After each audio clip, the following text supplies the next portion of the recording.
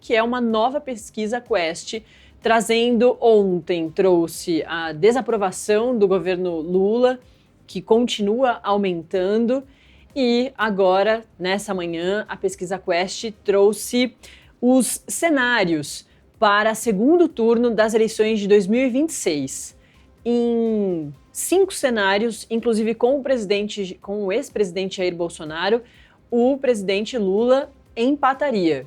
Com Bolsonaro aparece ali o mesmo número e com outros 4 aparece muito próximo naquele empate técnico, né? Com a margem de erro de 2 pontos para cima, 2 pontos para baixo, o presidente Lula empataria com Bolsonaro e outros 4 candidatos. Gente que a direita vem sondando, vem jogando a baila para saber se é uma boa continuação de Jair Bolsonaro, caso ele siga inelegível e não consiga sair para a corrida eleitoral, como Tarcísio de Freitas, o governador de São Paulo, mas também a ex-primeira-dama do presidente Jair Bolsonaro, do ex-presidente, a Michele Bolsonaro. Também temos Ratinho Júnior, Eduardo Leite, governador do Rio Grande do Sul. Tem bastante gente aí. A gente vai ver todos esses dados, mas eu não estarei sozinha, não. Estou muito bem acompanhada do cientista político Pablo Holmes. Bom dia, Pablo. Bom dia, Natália, tudo bem? Tudo certo. Vamos lá, então. Mais um dia complicado, né, para o presidente Lula, mais um dia complicado para o PT, que já, claro, está pensando no... Porque daqui a um ano a gente só vai estar falando de campanha política, certo? Todos os partidos vão estar aí muito empenhados para isso, e essas pesquisas de um ano antes de começarem as campanhas são fundamentais para os partidos pensarem o rumo, né? Quem vai colocar para sair a presidência, né? A corrida eleitoral dessas eleições nacionais de 2026. Vamos aos dados, então, que daí o Pablo já comenta junto comigo. Eu queria que a produção colocasse para a gente aqui a primeira tela, que é desses principais números da pesquisa de hoje, que são justamente as comparações de Lula com todos esses outros candidatos. O Lula está em primeiro aí na tela, como você pode acompanhar, e embaixo tem todos os outros testes aí dessa pesquisa de possíveis cenários de segundo turno. Tem o Lula e o ex-presidente Jair Bolsonaro, os dois ali com 41, empate técnico, eles aparecem inclusive com o mesmo número, mas aí a gente tem o Tarcísio de Freitas, que é quem está ali também cotado pela direita, está sendo testado o nome dele pela direita para que, caso o ex-presidente Jair Bolsonaro não consiga, né, se ele continuar inelegível, o Tarcísio de Freitas pode ser uma boa opção. Ele aparece com 40% dos votos e o presidente Lula com 41%. Outra opção para a direita é de Michele Bolsonaro, mulher do presidente Jair Bolsonaro. Ela aparece muito bem ali também, com 39% e contra 43% do presidente Lula. Num cenário 4, né, tem o Lula com 40% e Ratinho Júnior com 38%, e aí são todos esses os 5 cenários de empate técnico. E aí eu queria começar com você, Pablo, falando sobre esses 5 cenários de empate técnico. A gente percebe isso, essas duas grandes opções da direita, grandes opções porque são as mais testadas. Ultimamente a gente vai falar do Eduardo Bolsonaro mais para frente, mas é porque ele não aparece em empate técnico. Vamos falar primeiro desses que aparecem ali muito próximos do presidente Lula. Claro, cenários de possíveis segundos turnos, com um momento ainda muito antes da campanha política, mas, como eu disse, são pesquisas bem importantes para os partidos, né, já pensarem sobre como será esse andamento para 2026, né?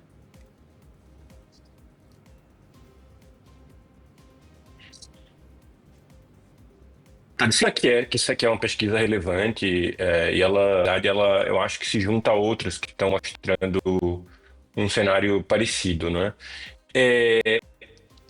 Ainda é muito cedo, e em outros momentos, se a gente lembrar 2005, por exemplo,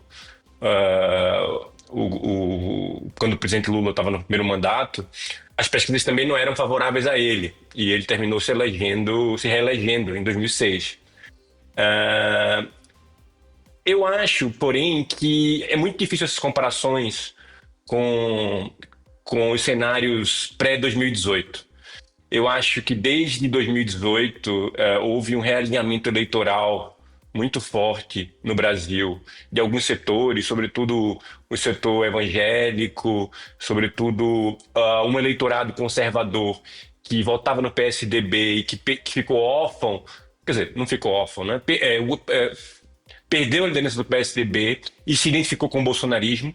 E desde então, digamos assim, essa coalizão que elegeu o Bolsonaro em 2018 e que permaneceu razoavelmente fiel a ele durante o governo, mesmo nos piores momentos, né, de desaprovação durante a Covid, durante a tentativa de golpe, no final de 2022, durante as descobertas, né, que foram reveladas pelos militares, pelos comandantes durante nos últimos anos.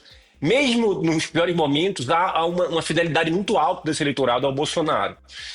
E eu acho que dentro desse cenário é preciso que a gente dê um desconto. Eu acho que, na verdade, o que essa pesquisa está demonstrando é algo que a gente já sabe, intuitivamente até, que é uma polarização muito forte de dois campos.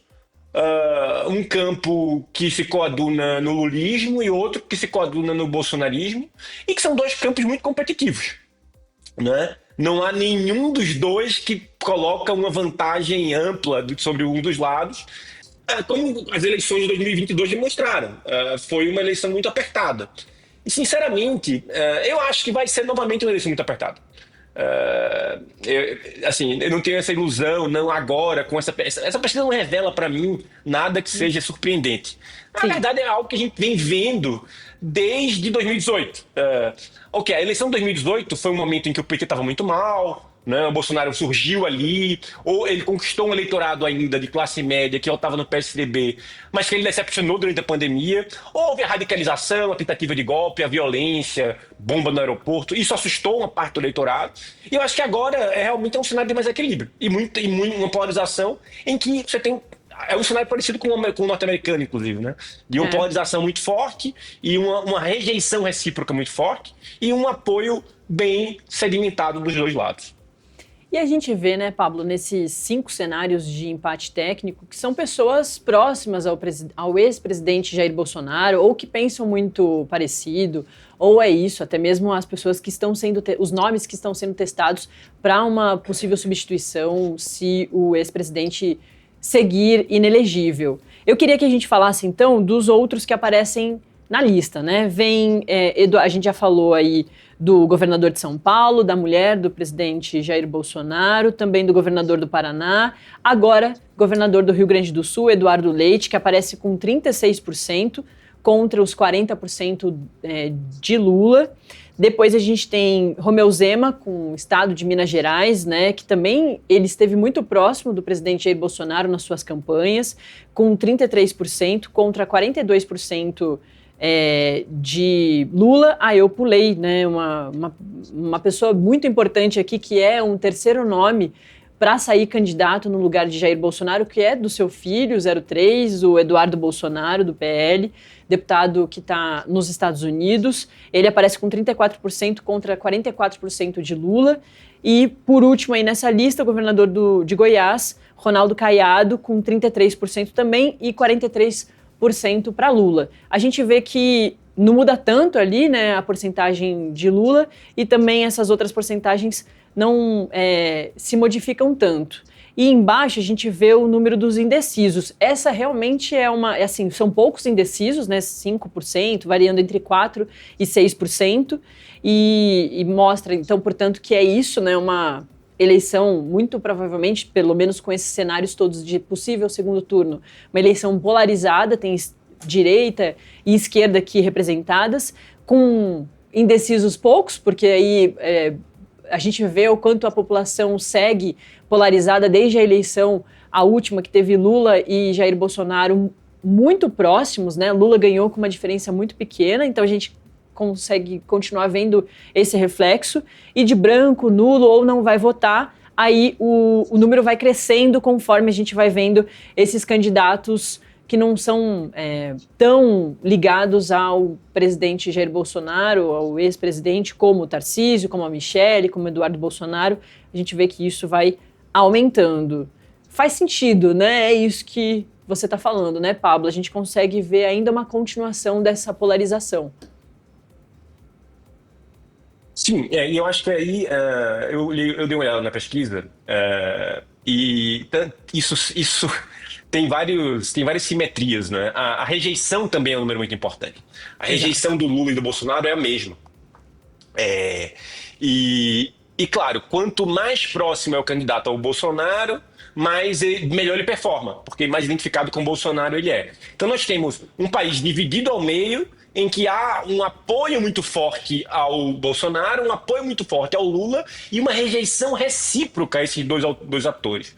E é um cenário político que permanece, digamos assim, bastante estável. Se você observa a última eleição, é basicamente o mesmo, talvez seja um momento, agora a gente tem que observar também, né, é um momento ruim para o governo. De fato, a rejeição ao governo, quer dizer, a aprovação ao governo não tá em níveis bons, pode ser que melhore até o ano que vem, né? Esse é um fator importante, né, no caso brasileiro e em outras eleições, em outros lugares do mundo também. Os governos, historicamente, ser governo é algo que facilita muito na reeleição, porque você tem muitos mecanismos de angariar apoios. Inclusive, você pode mostrar suas realizações, gastar um pouco mais, oferecer benefícios aos eleitores no ano eleitoral. Só que, curiosamente, em várias eleições mundo afora, eu acho que talvez por conta do novo cenário midiático, informacional, ser governo parece não ser mais algo tão positivo. Um outro elemento também é a inflação. A inflação, a gente fala muito da inflação no Brasil, que está 4%, 5%, ela está um pouco mais alta do que a meta do Banco Central, mas ela não está descontrolada. Mas a inflação global tem sido mais alta nos últimos 10 anos, desde a pandemia, né? Nos 5 anos, sobretudo, e isso parece estar também criando um custo maior para os governos, para os partidos que estão no governo. Então eu acho que esse é outro elemento. Mas eu acho, assim, a grande questão, digamos assim, que a gente pode conversar adiante, de fato, se o Bolsonaro vai, digamos assim, abrir mão de lançar um candidato que seja um familiar ou alguém de sua plena confiança, que possa exatamente alterar esse quadro, trazendo para si um pouco da liderança desse eleitorado. Né? Hoje o Bolsonaro claramente é identificado como uma maior liderança da oposição. Lula é a grande liderança do país, ainda é o presidente da República, ainda está na frente, com todos os problemas que você vai ver na pesquisa, ele ainda está na frente, ainda é o favorito, é o incumbente, ele é o presidente da República, está na frente nas pesquisas, ganhou a última eleição. Mas, claro, Bolsonaro é o outro político mais importante, né? Sim. Bolsonaro abrirá mão desse papel para apoiar alguém que possa, digamos assim, se tornar uma liderança que desafia a sua posição. Eu acho que essa é a grande questão para a próxima eleição, que nós vamos ver resolvida ano que vem. Sim.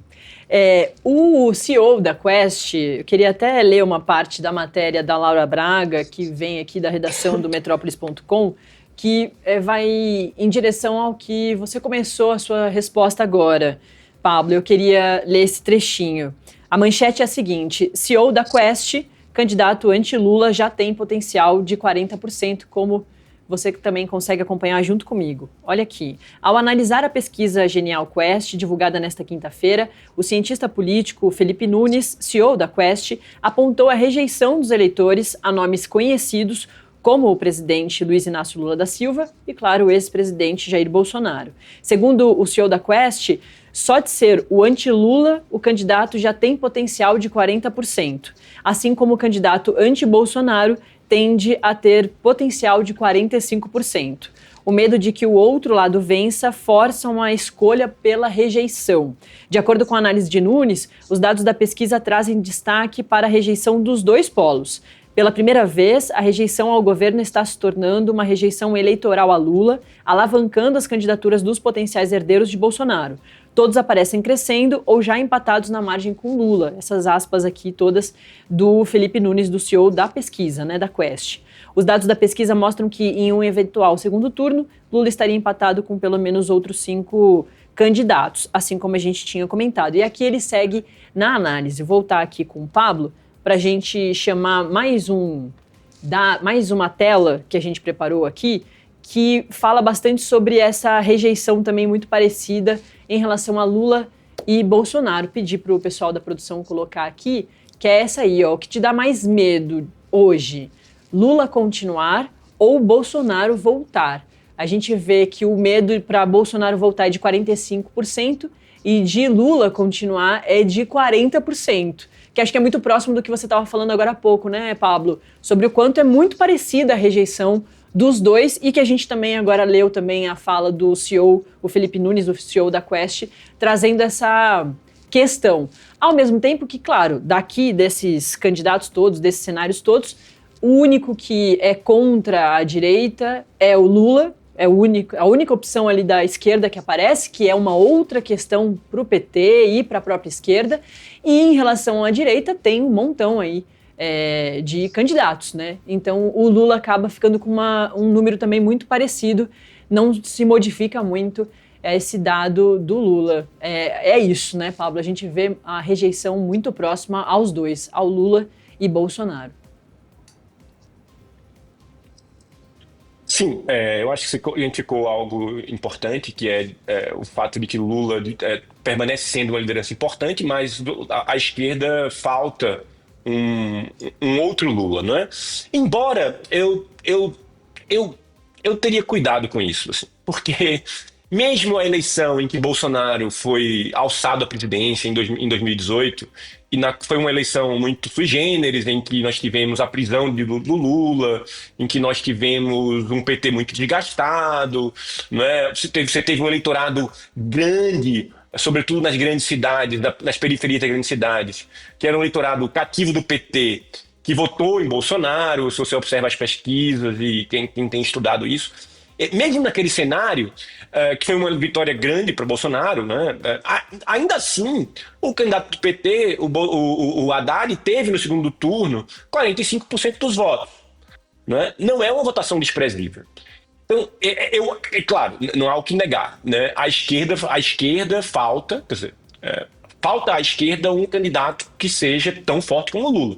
Mas essa dinâmica de polarização, ela tem sido tão forte que eu acho que ela é a nova dinâmica da política brasileira. E essa rejeição recíproca é tanto um lulismo, ou um petismo e um antipetismo muito forte, que sempre houve. Sim. Ele talvez tenha se coalescido mais, ele se tornou mais forte e mais identitário. Ou seja, agora mais claramente há uma identidade política mais forte anti-esquerda, que, digamos assim, é mais afirmativa, digamos assim, se coalesceu em valores conservadores, uma certa visão sobre a ditadura militar, uma certa visão sobre a família e etc. E há também uma forte identidade anti-bolsonarista e anti-extrema-direita. Então, eu diria que, claro, vai haver momentos em que há um eleitorado no meio, mas ele é pequeno, de 10% talvez, aí, que muda de lado, mas eu diria que os dois lados têm 40% que se odeiam reciprocamente.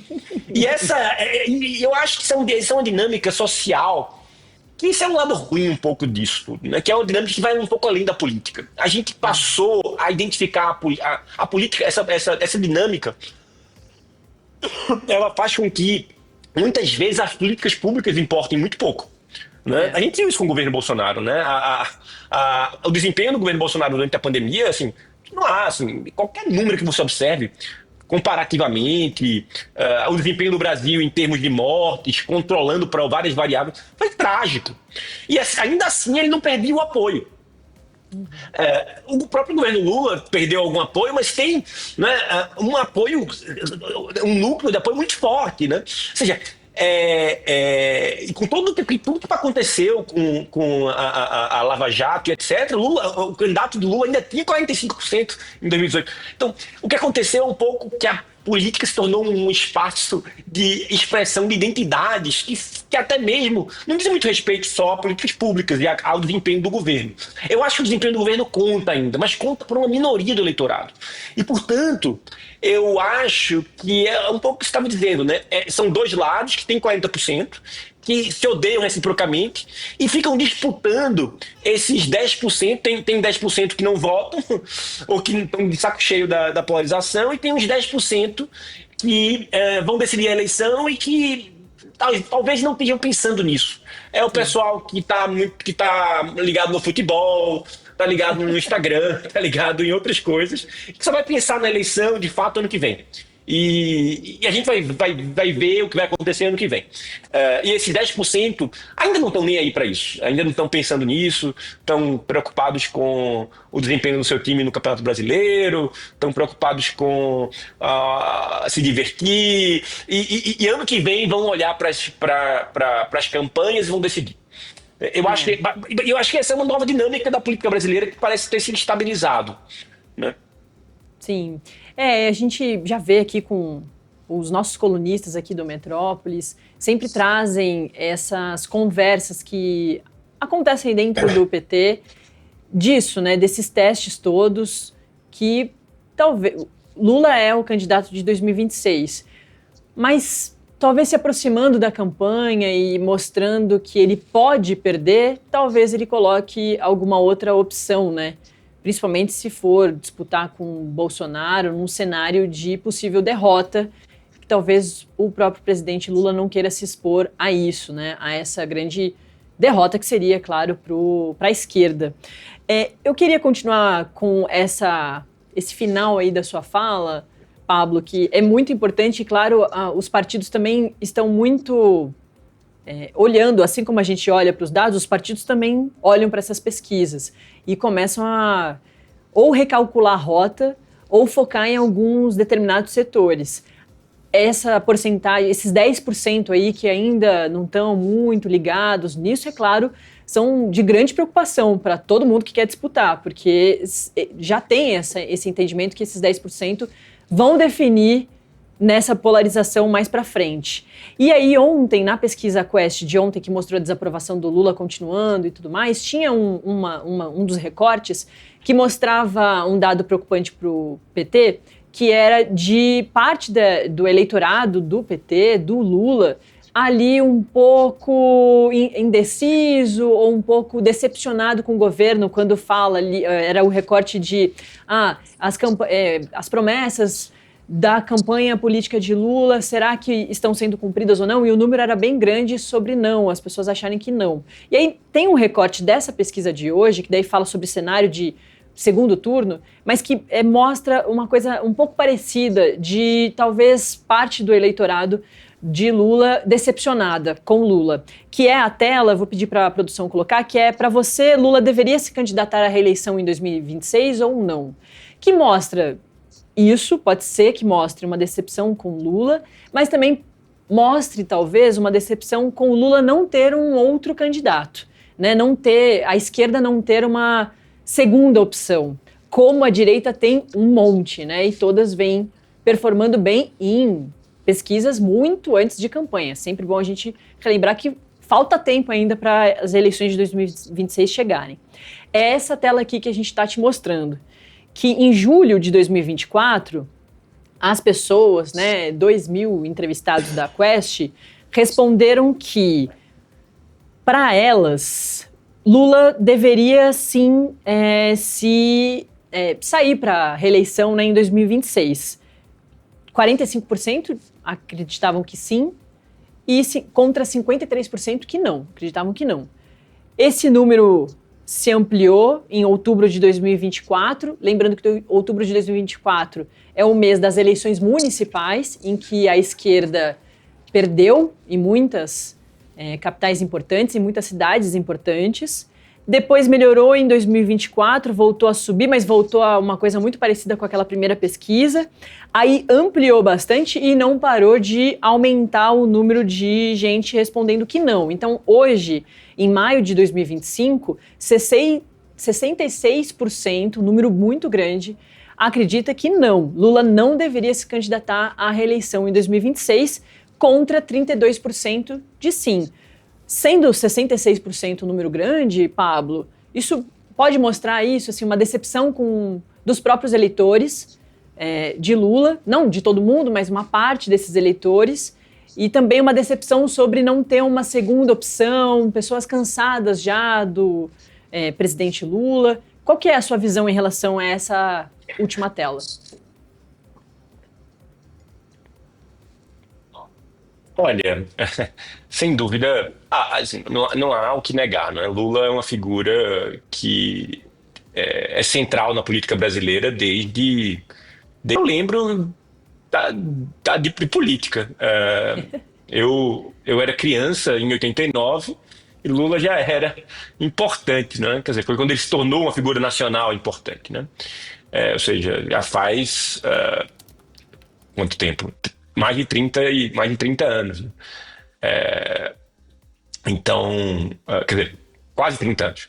Então, de fato, claro, né, talvez haja essa ânsia por algo novo. Mas eu acho que isso tem, assim, isso se tornou, né, assim, eu acho que é um fenômeno global também, que é uma rejeição ao establishment político geral. Então, aqueles políticos que são identificados como um establishment tendem a ter uma rejeição maior e tendem a, digamos assim, corporificar aquilo que os eleitores não gostam, que é a política como ela é, a política de sempre, etc. E o Lula paga um pouco o preço de ter sido a grande liderança política brasileira dos últimos 40, 50 anos. Foi um político que venceu três campanhas eleitorais, 3 eleições presidenciais, mas elegeu sua sucessora, né, reelegeu a sucessora, foi candidato 3 vezes antes, 89, 94, 98, antes de ser presidente. Então é óbvio que é óbvio que há um certo cansaço, né? Por outro lado, eu diria que, como para mim não assim, as eleições no Brasil não estão mais sendo decididas porque você tem um candidato preferido, alguém que você quer, mas muito mais pela dinâmica da polarização. Acho que não é isso que vai definir a eleição, né? Eu acho que há suficientes pessoas que odeiam Lula e que odeiam Bolsonaro reciprocamente para que ambos sejam competitivos, ambos os lados sejam competitivos. De fato, Lula ainda tem um contato com um eleitorado que outros candidatos do PT parecem não conseguir, que é um eleitorado que é uma união entre um eleitorado urbano no centro-sul do país, da classe C, D e E o eleitorado nordestino da classe C, D e E, que o PT manteve também em 2018 e que perdeu em 2018. Mas observando os números, assim, eu acho que a eleição de 2018 é uma eleição muito particular e que a gente tende, assim, não dá para extrapolar muito aquela eleição. Eu já deixei claro aqui o que eu acho. A minha teoria seria de que nós estamos num tempo de uma polarização muito sedimentada e as eleições vão ser... Eu acho que é uma ilusão de que apenas Lula é um candidato da esquerda. Eu acho que um outro candidato da esquerda talvez não estivesse na frente, mas teria um piso alto também, por conta do antibolsonarismo. Isso. Eu acho que o que estrutura as eleições brasileiras são hoje esses dois lados que são de identidade muito forte, que se repelem reciprocamente.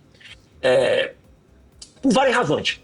E assim como o Lula tem uma rejeição muito alta, um outro candidato de esquerda talvez não tivesse, então teria outro espaço para crescer também. Então, digamos assim, eu acho que a gente ainda não tem como fazer uma previsão forte. A única previsão que eu vou te fazer vai ser uma eleição extremamente competitiva, porque a dinâmica da polarização só tende a se fortalecer. E pense assim, os jovens hoje, eles crescem nas redes sociais estruturando suas preferências políticas pela polarização. Ou seja, a gente já pensa o universo político simbólico não é sobre políticas públicas. Veja como o debate das políticas públicas não está acontecendo nas redes, não é algo que a gente discute. É muito mais assim, se você é de esquerda, você é de direita, você é progressista, você é conservador, e isso constrói identidades, né, entre os jovens também. E isso me parece que é o estruturante, e isso tende a tornar essas eleições muito, digamos assim, competitivas nesse sentido, né? E eu acho que esse é o motor mesmo da política brasileira hoje. E Pablo, ainda falta muito de governo, né? É claro que vai chegando o final desse ano, a chave vira e o foco de tudo, né? Dos três poderes fica a eleição nacional. Não só o próximo presidente vai ser eleito, mas os governadores, senadores, deputados federais. Então, é toda uma virada de chave mesmo. Mas, até lá, a gente ainda tem muita discussão sobre IOF, muita discussão sobre a farra do INSS e alguns outros segmentos que são importantes. O pé de meia, que deve trazer jovens focados no governo Lula. A gente tem outras questões que vão ser importantes. Ontem também saiu um ponto ali interessante da pesquisa que mostrava evangélicos olhando mais para o governo Lula e católicos descendo, né, um pouco pela primeira vez nas pesquisas. Isso não tinha aparecido ainda. Então muita coisa ainda vai acontecer, né, e isso está cedo. E a gente não sabe como o presidente Lula ainda vai definir isso e muito menos se Bolsonaro estará inelegível, continuará inelegível ou se não vai escolher alguém, a sua mulher, o seu filho, o governador de São Paulo ou algum outro ser político que apareça aí no meio do caminho, né? Eu acho que assim, eu estou articulando muito, estou fazendo muito, quer dizer, insistindo muito nisso da polarização, mas assim, a política muda também, né? A sociedade muda, a sociedade se transforma. É claro que, e aí você, claro, tem algumas particularidades aí, não é? Um candidato como Tarcísio, por exemplo, ele afasta um pouco a rejeição do bolsonarismo, digamos assim, mais radical. Quer dizer, o bolsonarismo mais radical tem uma rejeição muito grande na classe média, por exemplo, não é? Isso é demonstrado pelo voto católico. O voto católico nas grandes cidades foi menos bolsonarista em 2022. E isso tem a ver com a experiência da pandemia. Outra coisa, está tendo esse julgamento no STF também, né, que é outra agenda que traz, né, que atualiza, dependendo de como se desenrole, atualiza, digamos assim, a lembrança do radicalismo. Que foi identificado com o bolsonarismo em 22 e 23, né? E eu diria assim, que alguns candidatos atraem um pouco mais a rejeição ou amenizam, né? Isso não acontece com o Lula. Lula, ele não vai mudar, ele tem uma rejeição. Mas ao mesmo tempo, o Lula tem um outro elemento, né? Que se em 2025 você viveu alguns anos no Brasil e nunca ouviu falar de Lula, você deve não viver numa caverna. Então, sim, assim, o Lula, ele é muito conhecido. Então, é muito conhecido, digamos assim. Todo mundo conhece e já tem uma opinião razoavelmente fundada sobre ele.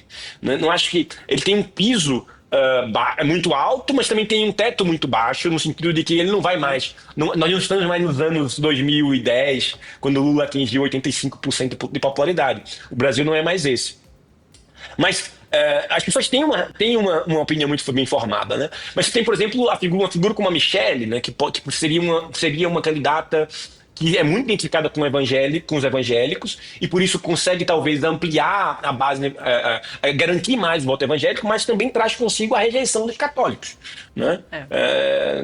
Ainda há uma rejeição dos católicos imagina, uma presidente evangélica, sim, que fosse identificada com isso, né?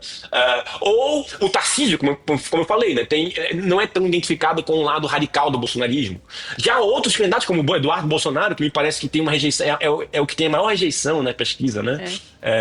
E que tem a menor, talvez seja o mais identificado com o radicalismo e não consiga dialogar, talvez, com um eleitor mais pobre, bolsonarista, né?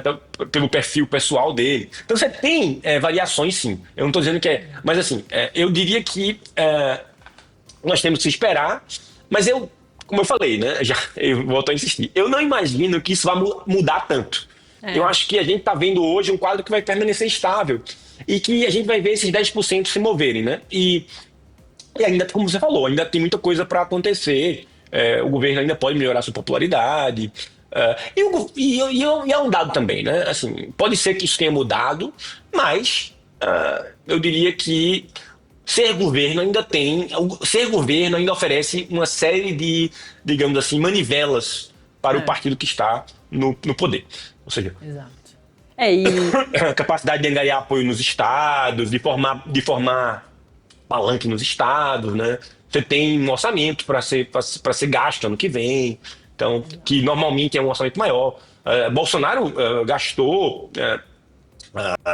né, bastante em 22 para tentar se reeleger, né? A gente lembra, deu auxílio emergencial de R$ 600, mobilizou o governo, mobilizou várias, baixou o combustível, né?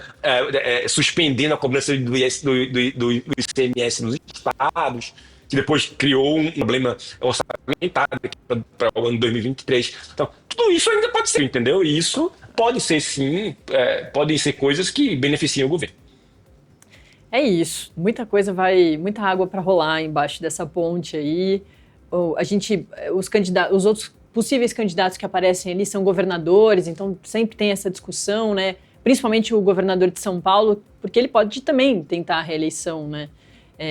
Com uma boa aprovação no estado de São Paulo, se ele for chamado a isso, a essa missão, tem ali também uma discussão sobre o estado de São Paulo, enfim, todo mundo aí com questões bem específicas. Muito obrigada, Pablo Homes, cientista político, que esteve comigo aqui para a gente discutir um pouquinho sobre mais uma pesquisa Quest, que traz uma preocupação para o PT, mas também traz uma preocupação para a direita, sim, porque em todos os cenários o Lula ainda aparece em primeiro, né, ganhando a eleição. Obrigada, viu, Pablo? Obrigado, Natália. Foi um prazer. Até a próxima.